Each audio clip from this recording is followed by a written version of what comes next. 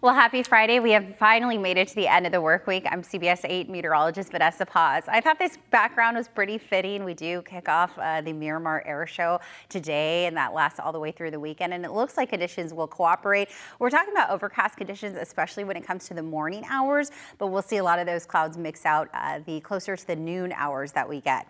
All right, so here are your weather headlines as we say adios to the work week and hello to the weekend. The cooling trend will continue all the way through Saturday, Sunday, even lingering into early next week. We do have the chance for some showers, especially for the valleys, and we could see a pop-up thunderstorm or two when it comes to the mountain communities.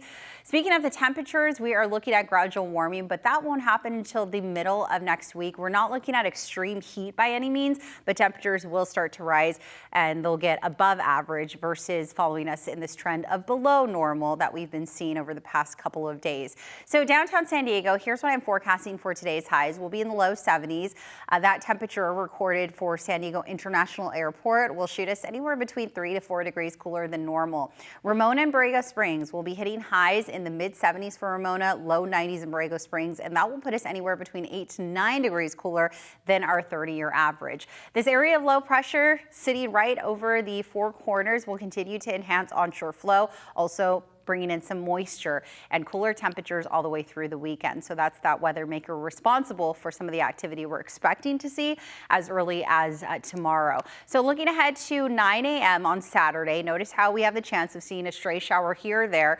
But look what happens when I fast forward to tomorrow night. We have the chance of seeing widespread showers. Some of that moisture could spill into the valleys as well as the coastal areas.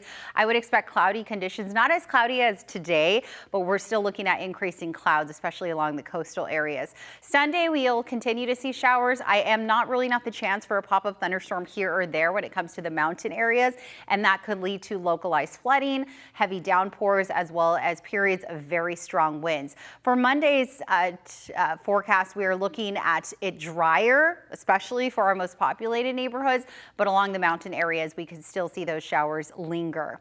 All right, taking a look at the rainfall estimates, unimpressive to say the least. In fact, we could not see anything at all the way through Saturday afternoon for the coast and valleys, but that green becomes a little more widespread on the maps here as I fast forward to Monday morning. If anything, we'll see a few hundredths of an inch, perhaps maybe about a quarter in the mountain areas. But again, those numbers could be larger depending on if we do see pop-up thunderstorms. So here's what it looks like day by day in terms of your chances for rain for the mountain areas. Pretty slim on Friday, but notice how it soars Saturday. The activity peaks Saturday in terms of showers, and then it plummets looking ahead to the latter part of the weekend into early next week. This will also be sort of a high wind event. We're looking at those very strong winds targeting some of those wind-prone pockets, especially along the county's eastern half.